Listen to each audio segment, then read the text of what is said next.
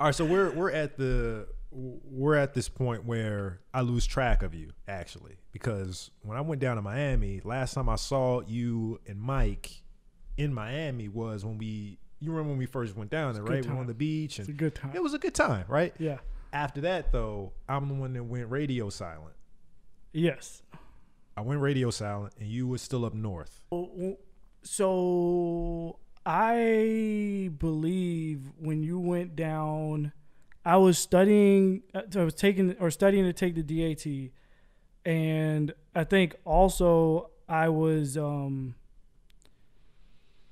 working in a dental office, in 2 dental offices. Oh, actually. that's right. Yeah, and then I had a bunch of like ups and downs and personal stuff that made the dental track a little harder for me because I had to kind of get over that. Yeah. But I was just up there like hanging out at VCU, studying at VCU, going to the library, doing my thing. And I remember you would come back sometimes and need to study, so we would like go to the campus area. We did the library thing. Yeah, that's right. So that was like the few interactions I think I had with you at that point. But most of the time, I think it was me studying, going to work, and then hanging out with the people who were still around, at the time.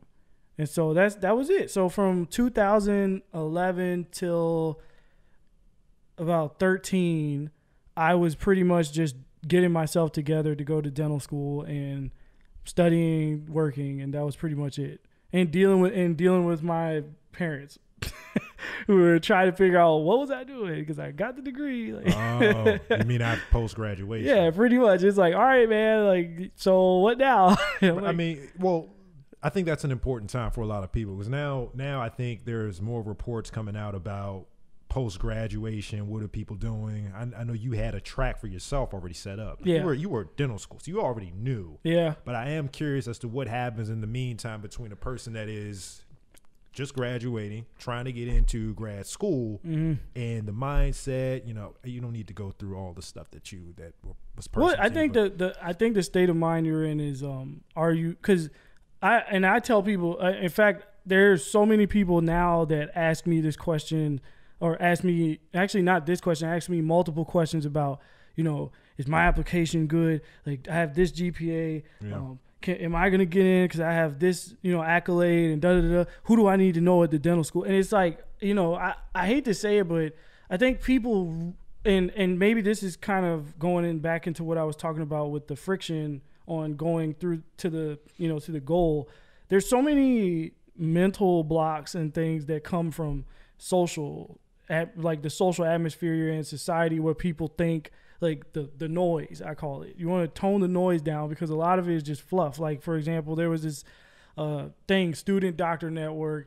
They had all these stats about who was getting in where.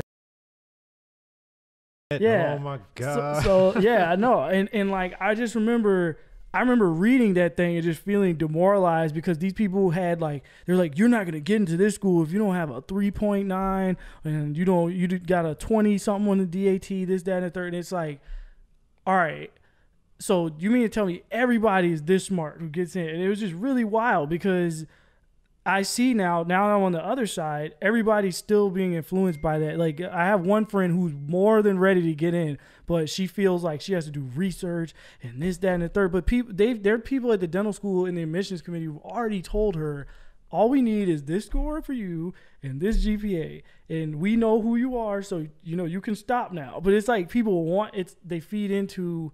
I get it. Like, you want to be well-rounded. I'm not saying don't do what you can or don't not check all the boxes. There's pressure on people. Yeah, now. But it's a lot of pressure that might be unnecessary or demoralizing. Like, somebody who's not her, who has lower grades or lower scores, probably feels like there's no chance in hell they're going to get in. But truth be told, I've seen multiple people get in. And it's like with similar or lower scores. So I think going back to the question, at the time of moving or transitioning into professional school, you're kind of in a limbo state and you're almost questioning yourself. I think there's actually a scripture or something, and this is going back to religion. Hey, man, There's a script. Well, I don't remember the exact word for word thing, because that's my dad. Like, he's the wizard with that. But I just know it talks about how usually before you get over the hump, you usually go through the trial. There's always trials and tribulations and everything, and it's usually the worst right before you get to the finish line. Okay. And so because you're kind of pushing yourself into a new plateau. You can even reference Dragon Ball if you want, like that whole thing. But at the end of the day, that's what you're dealing with. You're trying to push yourself beyond your limit to an unknown space that you don't know anything about. All you know is this score and this GPA is the difference between you and getting to the next step. And so there's a lot of questioning because there's self-doubt. There's a lot of, like you said, just pressure. But I think being able to persevere and knowing, your center, knowing your strength source and being able to go through is what changes that. Right. And so, I think that's it. And also, before I was struggling with that, but I think even before that, it was just being in your 20s period, because you start to notice when people are transitioning, they're figuring it out. Mm-hmm. Like, you got your friends that, obviously are moving on into their career, they're going to that thing that you're trying to get to, but the path's different. So it's like they're successful. Then you start questioning, like, did you pick the right thing, or are you not moving at the right pace because your cohorts are moving faster? So there was this guy who came up to me, actually, and a couple other of my friends, and he wanted to write a book about the 20s beatdown. That's what he called it. 20s beatdown. And he interviewed me kind of like this, but asked me about what trials I was dealing with, how I was dealing with them, where I thought I was supposed to be mentally. And basically he wanted a snapshot of what my troubles were. Just being in the 20s, like whether it was relationship, employment, or education. Right. And so what he showed me after I did the interview was that it was almost like you think these problems are exclusive to you, and then you see everybody has similar or worse or better, but it's like the same kind of thing. So the 20s, I think, are also just a time where you're supposed to like kind of mess up, see what you want, do whatever you need to do to figure it out. And then supposedly you have it all together by 30, but typically that's not the case. So I dealt with that. I think that the transition and just just trying to put it all together. I think that's the thing that I was really dealing with in that time frame. Yeah, there's so many things going on throughout a person's life during the first, I would say, 30 to 40 years, right? You're transitioning every 5 years or so, maybe even more frequent than that. Yeah. By the way, the admissions to get into dental school, med school, is getting worse. It's harder. Oh yeah, I know. The worst part I think about getting into medical school and dental school is that A, you have to meet the grade requirements. Yeah. And then B, you have to take these standardized exams. Yeah. Right? The problem with studying for standardized exams is you almost have to have an abundance of money to pay for the courses. Oh man, I actually forgot about that. Right. Yeah, Which one did you use? Which what? Like study materials. Study materials. Did you use any? I used a ton. Well, not a ton. I had like 4 solid references that I used, but the money that it costs, which in fact, what you find out is once you get in, that's typically about how it is every step up. Like you usually end up paying around $400 something just to take study the exam. Materials. Yeah. It takes money to pass the exam, which sort of limits you in that aspect. It limits many people. Yeah. Because you can't pay, you have to pay for school A, and then you have to pay for the study materials. Yep. Right. And a lot of times you're the only person that actually knows what's if I try to tell my mother about. Yeah. I was like, hey, get this book for me. That conversation would be going, she helped me out. Like, and I didn't know this at the time, but she put a lot of money on credit cards. Yeah. Not the best business investment. Yeah. But she put a lot of money on credit because we didn't have the money. I didn't know it at the time, but she didn't ask any questions. She didn't know how to help me. I don't have any other doctors in my family. Yeah. I know you have, your dad was he an architect or something? Did you have any other like dentists in your family? Well, I went to a family reunion when I was 18, so about senior year of high school. And I found out that a cousin of mine in Atlanta was a plastic surgeon. He was originally a dentist. You told me about him. Yes. Yeah. and he got bored with dentistry and decided to do oral surgery. Then he got bored with surgery and decided to do plastics. So I met him, talked to him. I mean, he almost gave me the same advice talking to somebody who's in the career field would. Not really a family type of thing. It was more like a, hey, you can do it. This is what I did. You should try this. Oh, and just so you know, I went to this dental school. So if you want to look out, you know, I can put in a word. But then that dental school was, I think it was taken. It wasn't taken down. It was more like, I can't remember the term. It wasn't discredited or anything. I think the school just shut down. Unaccredited. But it wasn't even, you know, nothing bad happened. I think it's just, you know, they got rid of it. It's kind of like the same thing with the Georgetown. Like, I think Georgetown had a dental school, and I believe, don't quote me on this, I believe. Oh no, it's just me and you. Oh. I was like, I believe, I was about to say, I think it just shut down because, you know, financial reasons. Oh, okay. It was more expensive to keep it up. Okay. So they shut down, and that was pretty much it. But the advice he gave you was a standard advice everyone gives. Yeah, it wasn't anything special. There's not much. I was like, okay, man. I was like, thanks. Like, well, this is where and one of the reasons why I was asking you about your faith and family and all that other stuff. You had a lot of support systems around you. Yeah. Right. Which I think is very important. Like you had friends, you had family, and you had your religion as a support system. Yeah. And I don't know how many people have that are going through the trials and tribulations of trying to get into grad school. I don't know, but I think it's important to emphasize how important it is to have somebody or something to fall back on. But I also think this is something else I feel like you could probably relate to.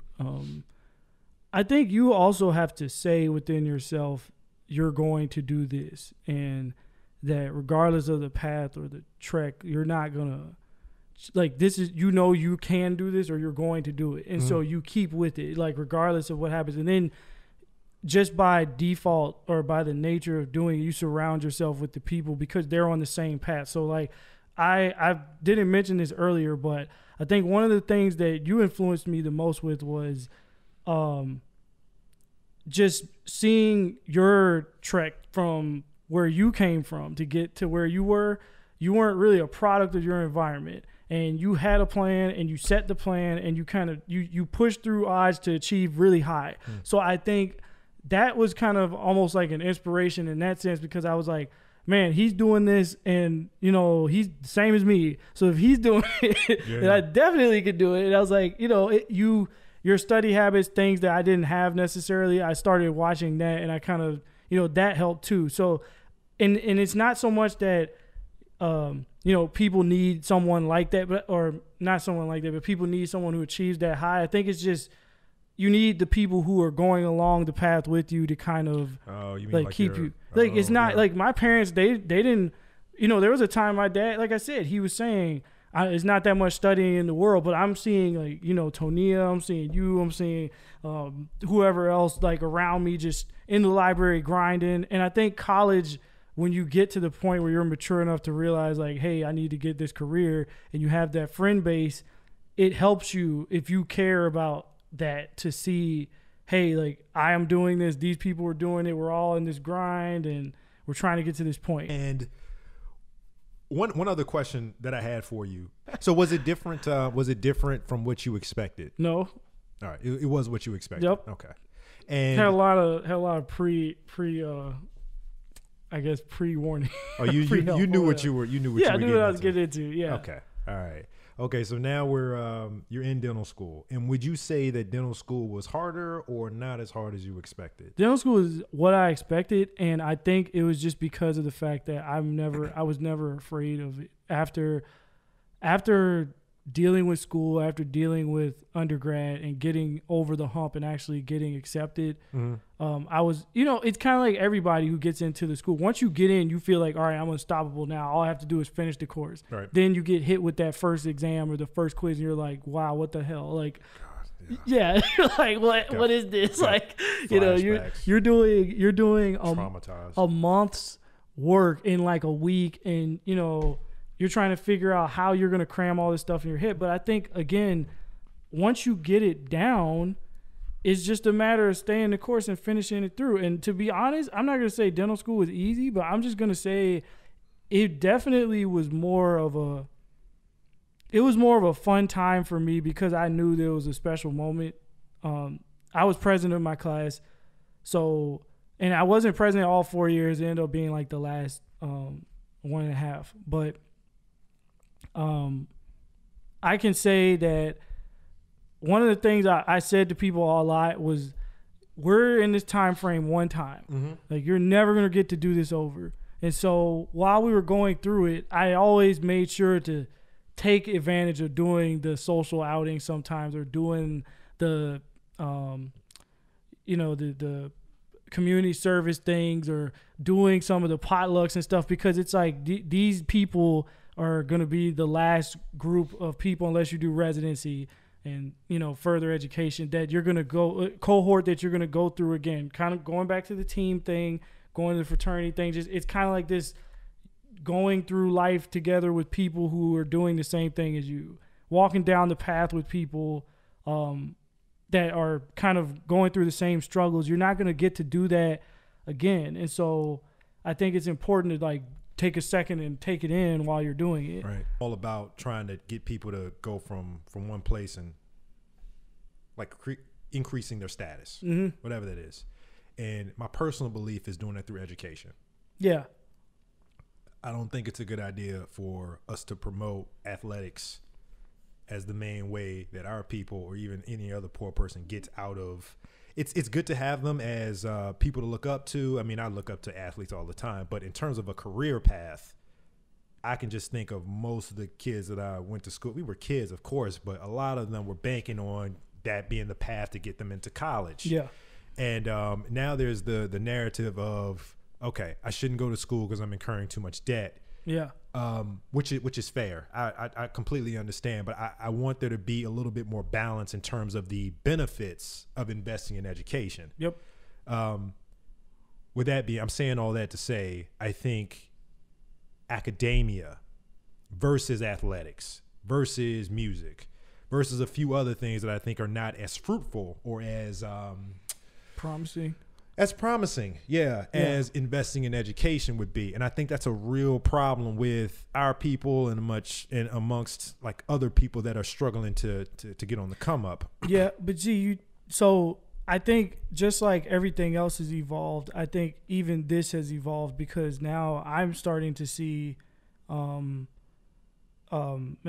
fact, I guess this would be called the merging of talents, but actually a doctor in the school, one of the residencies, he was a douchebag, but one of the things that he really taught that stuck with me all the way, this guy, he's such a douche, but because he's like, tell it like it is. But there's this one thing he said that really stuck with me. He's talking about the concept of a verge, which in this idea, two things meet, and it makes it kind of destroys the past because it's 2 in 1 of whatever the other aspects were. He brought up the example of a Razor, a Motorola Razor, mm-hmm. and the Nextel, the Chirp, the computer, CD player, music thing. And he talked about how basically the iPhone or smartphones now are basically a verge of all this. So it made using other things obsolete. He talked about how the Sidekick was made obsolete because now you can text regularly on the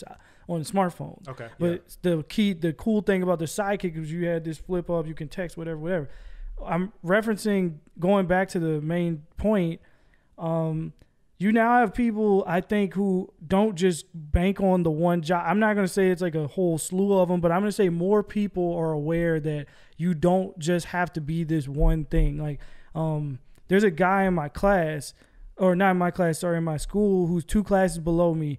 He's in dental school. He works out every day. He made an album, and he was working on his second one. He models. I see what you're saying. Yeah. He's a Renaissance man. He models. Yes. What's this guy's Instagram? People should know about him.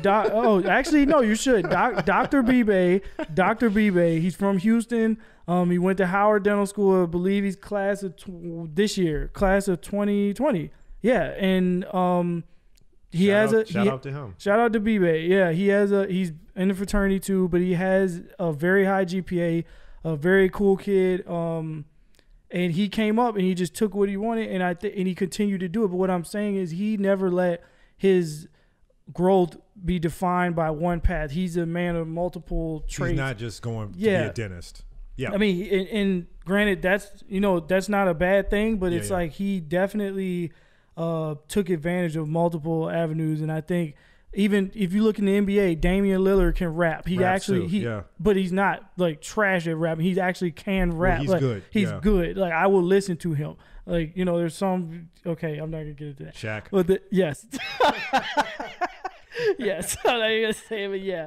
Like, there's just some people who just aren't cut from that cloth. But you're starting to see these people who can do everything. You can even say Childish Gambino. Like, actors and musicians tend to, because artistry is. And now I'm getting into another topic. Artistry is typically crosses into multiple avenues. You can look at Chris Brown. You can look at Childish Gambino. You can look at these people who do acting, actors, like rap artists, like painting and like actual different forms of art. People are doing more now because I think they are exposed to more. I think social media really helped with exposing what could or couldn't be done. We're not just looking at this thing that's around us now. We're seeing all these different ways we can express ourselves or be who we want to be. And so, going back to your point, I don't think you should box yourself into being an athlete. Or just anything. Because, or a rapper, or a dentist, or even if so, you went the educational route. It doesn't mean you can't do the other thing. It's just like now you have an insurance policy in case you can't. Don't box yourself into anything. Don't box yourself. I completely agree. Yeah, and so I think people should look at it that way now, because even these people like recently who get injured in the league and they're done, or they made some money, but now they can't even walk right, or maybe their arms messed up. Just some of them. Antonio, have you seen Antonio Brown tweet? Have you seen his tweets? You know who AB is? Yes. Like, he can't use a comma. He can't use a comma. Yeah, I mean, I don't even want to talk about people. Well, I'm gonna talk about it. Yeah. There are I don't care. There are kids, athletes that are being pushed through into sports into college. They basically pass through. They get passed. through. Yeah. And they are extremely talented, and I actually think a lot of them are extremely smart. You can't play football without having some level of intelligence. But they get pushed through middle school, high school, college, just because they're great athletes, and they make all this money and they don't know how to take care of it. That's one of my concerns for athletes in general. I'm also concerned about just regular kids in general, just getting pushed through middle school, high school. It's all a problem. And you can look at more serious situations like Delonte West. What's up with him? It was in the news the last couple of days. He was found on the street in D.C. Oh, yeah. Mental health. Yeah. He's bipolar, but people probably overlook that because he's an athlete and no one, he's fine. Or maybe they knew, but they just kind of went along with it. But at the end of the day, I know that doesn't have anything to do with having multiple career paths, but I think it goes to show that it's not necessarily a guaranteed thing that, you're going to make it to this goal. It's less than guaranteed. It's good. Yeah. It's less than how many players are in the NFL, would you say? 500, 700? Yeah, probably. How many in the NBA? Well, right now. Okay, there's 80. How many players per team? 10? It's usually 12, 14. 12, 14. So let's use 10. That's easier. So it's about 320. So let's say 400. Okay. Let's say 400. Just to throw out a number. Okay. 400 NBA players, somewhere around 800 NFL players. That's any time per year. Is it 52 teams? I don't remember, but yeah. You mean for the NBA? Yeah. 32, I thought. 32. Okay. Oh no, less than that. 30 maybe. Somewhat. I don't remember. It's whatever. It's a small amount of people that make it to the league, and they're only in the league for about 10 years, less than that on average. Yeah, unless you really are stellar. Yeah. And I just, LeBron James, I have so much respect for him, and I know he gets a lot of crap from people who don't really understand what it takes to be an athlete, and it takes a lot to be good at what he does. Yep. Right? It takes a lot, right? I'm one of those people who's giving him crap, but I also was like, yeah, fire LeBron. Well, what are you giving him crap about? This I is different. just random sports stuff. I think he flops, but he flops. I'm talking about the idea that athletes just put the ball in a hoop. Yeah. They throw a ball and catch a ball. That's all they do. And a lot of people, and I think in academia, sort of downplay how much it actually takes to be an athlete. Yeah. It's hard. Yeah. Yes, they may be just putting a ball in a hoop, but if you really stop for a second and think about it, these people put a ball in a hoop. They're the best in the world at it. Yeah. I think what happens oftentimes is there are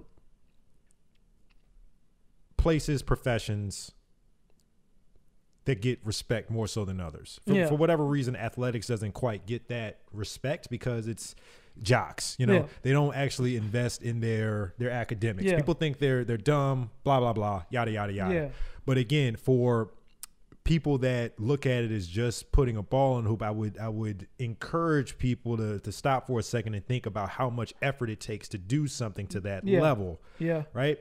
I mean, athletics is super important. I think you mentioned this actually when you were in high school. That was just one thing that you found to give you structure. Yep. It's so important to show a person how to work with others. Yeah. Right.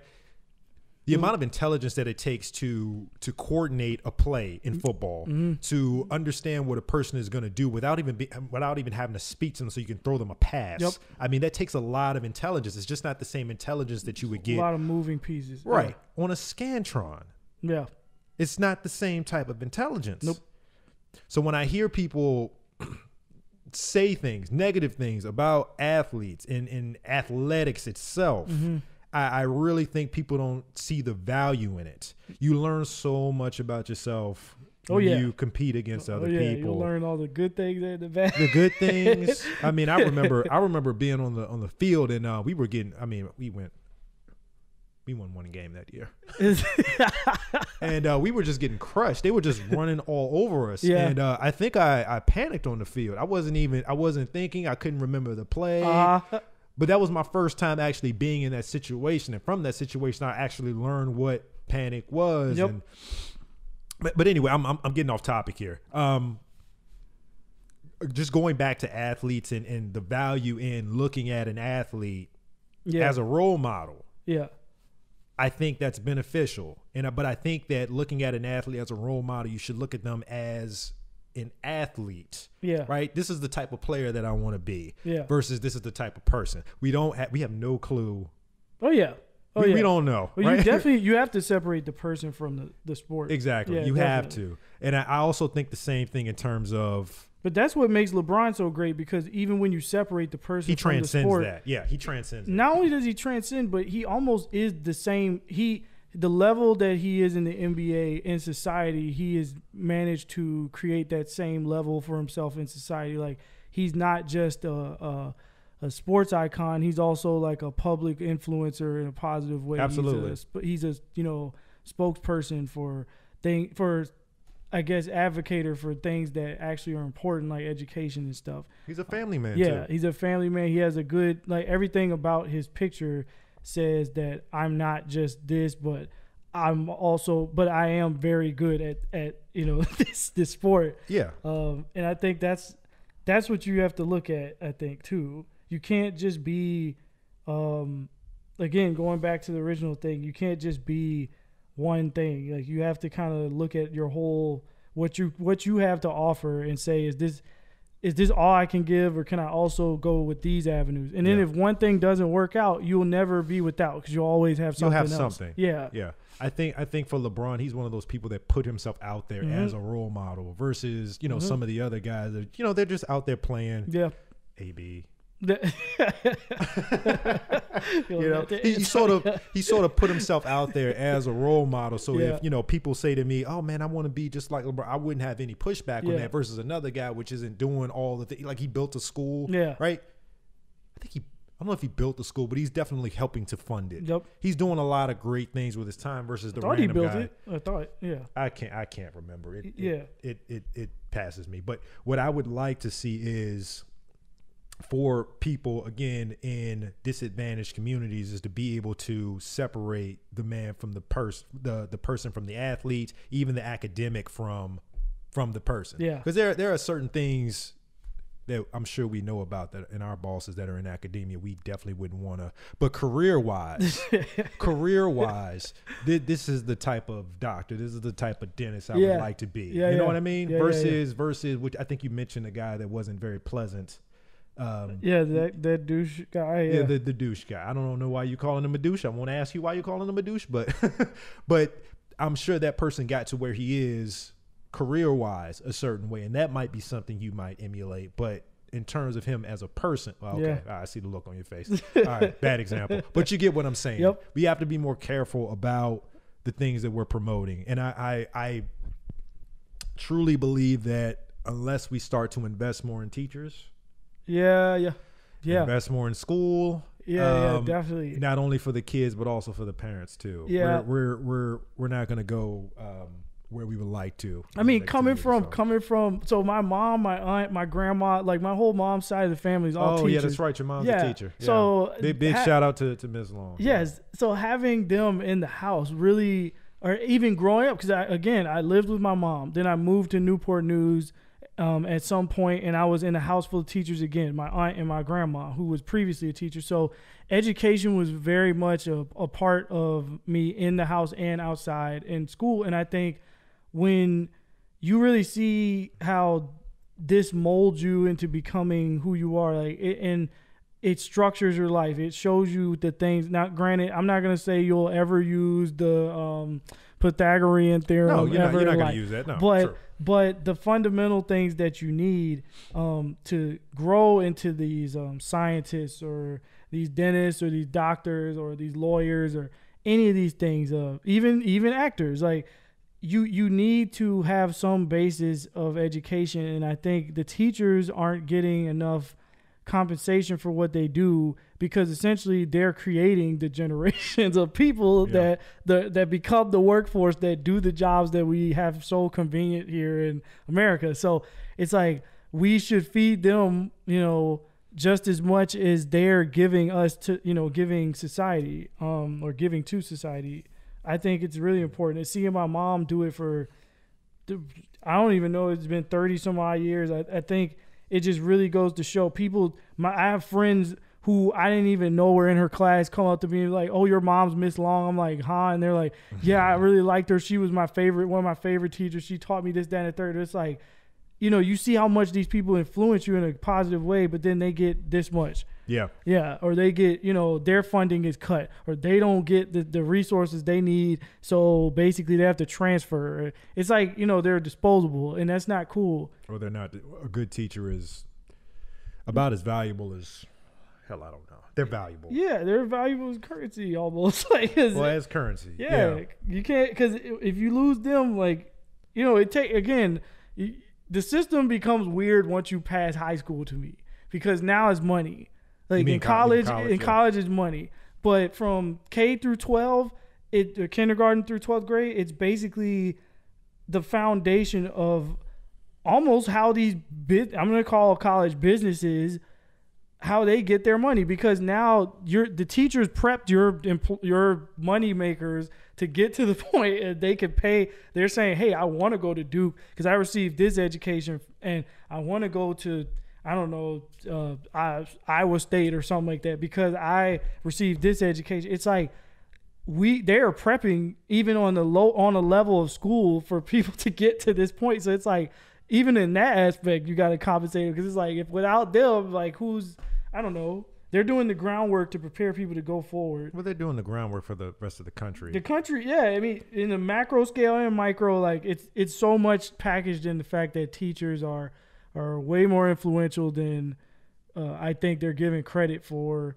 below the college level. And I mean, above your professor, it just depends on what you're a professor. Yeah. I mean, I think it's so I work with kids in Baltimore City. Oh yeah, we're in Baltimore now. Yeah. For people that are listening, I might not release this until like July or something. Coming up on 2 hours, so we're almost finished. The problem is multifactorial. So if you're in a public school, what? Wrist is itching. Schools are being funded by taxes. If you're in a poor neighborhood, you're not getting that much tax money, right? That's one issue. Yeah. So teachers aren't getting paid that much. They're also not getting that greater resources. Yeah. That's one problem. You're also teaching kids that were raised by parents that were also in the same system that was broken before the kids got there. Yep. So the parents are not as educated as they should be, right? The kids are also not as educated as they should be. Yep. And now there's a lot of focusing on the schools taking care of things that they can't take care of without money and funding and better teachers. It's a real horrible cycle that I think the education system is in. And I think we're in a lot of trouble unless that gets fixed. I realize we'd love for college to get paid for, but I really think we need to fix the elementary, middle, and high school levels before we start funding college. Yeah. I mean, that's my opinion. You touched on something really important, and it's the aspect of home. Like, a lot of the problems that my mom deals with are because the parents aren't doing whatever they need to do. Yeah. And the influence that they have, like, kids shouldn't be coming to school, and I'm not telling anybody how to do anything. Whatever. Yeah. But kids when they come to school, it's like, why are they cursing and talking about like what so and so did last week and da, da, da. Like, that's not their focal point. And I think it's up to the parents to protect them from the stuff that they can't control. Yeah. You mean from the stuff that they can control. Protect the kids and the teachers. Yeah. And then they should be, I guess, guiding them down a path that's better than the one they went through. I think that's just the duty of being. You want better for the person that you're raising versus, like I said, the person, but for your children. I know. you want better for them than what you dealt with, because that's the whole essence of it. You're trying to build, like, that's how it works. I used to say that exact same thing, but now after working with kids in Baltimore City, it's twisted just a little bit. In what way? I think your mom is a teacher, you as somebody who sees your mom as a teacher, and me, myself, working with kids, I see the issues with what we're asking parents to do. Okay. We're asking parents to overcome socioeconomic problems. Well, they were raised by the same parents in the same neighborhood. So they you sort of break through their and past, how do you do that? Without even knowing it. And again, I had the same thought process. By the time they turn 18, 19, and they start to have kids, are they supposed to just flip a switch and then just forget everything that they were taught or not taught when they were teenagers? Yeah. It's very difficult to overcome that if that's all you know. Yeah. You know what I mean? No, that's accurate. That's my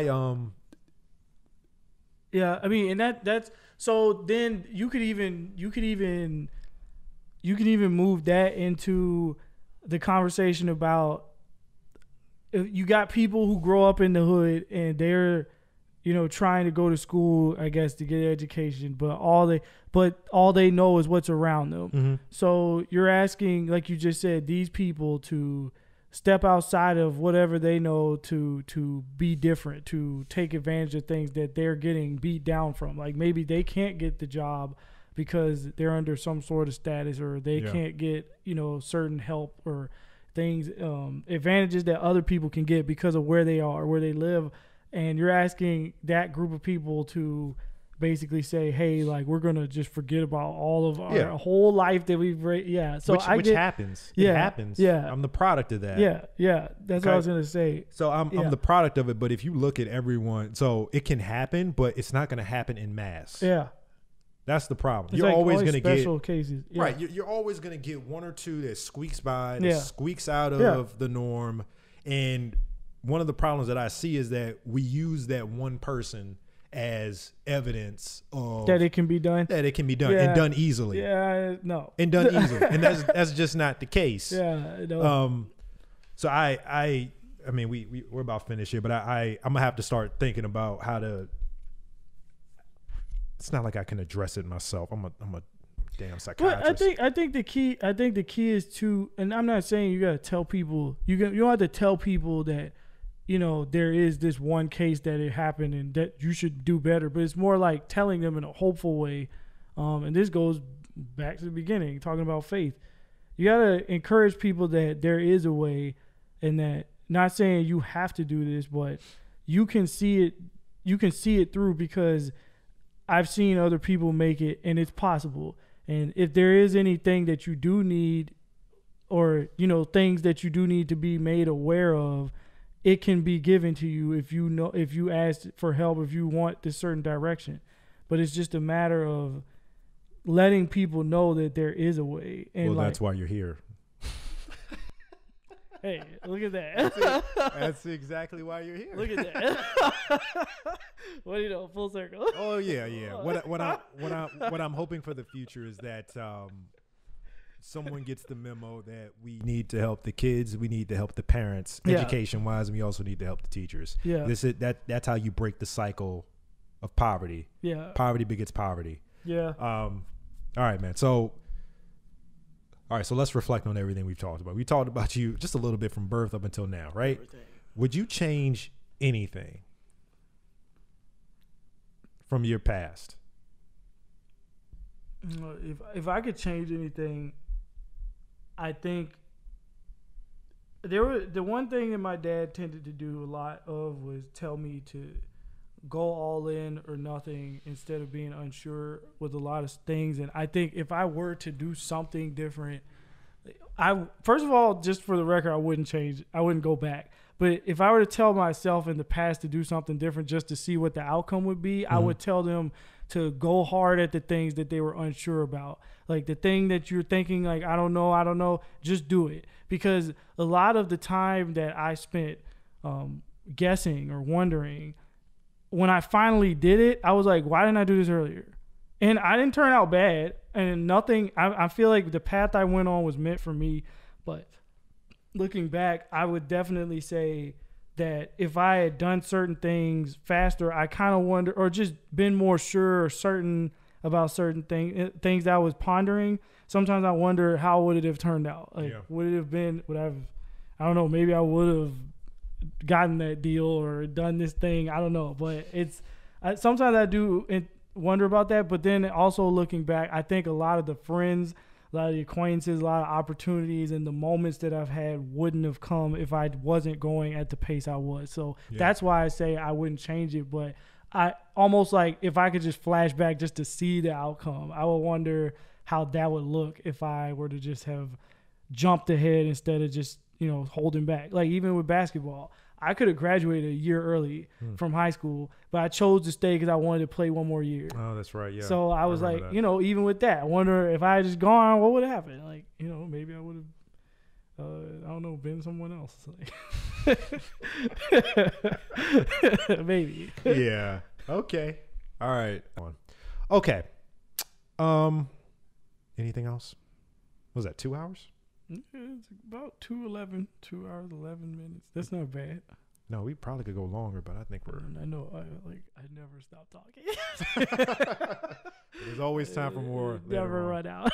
All right. So I hope that the audio recorded like we wanted it to. I don't know if you heard it, but my dryer was running the first 20. I really didn't hear it. The first 20 minutes. But these mics, so they pick up just about anything. So I don't know if it picked it up. I really didn't hear it. Yeah, I know. I only heard it when it cut off. Man, what else is going? I only heard it when it cut off. So hopefully this audio is good. Thank you for tuning in. This is Dr. Richard Long. I think we're done. Yeah!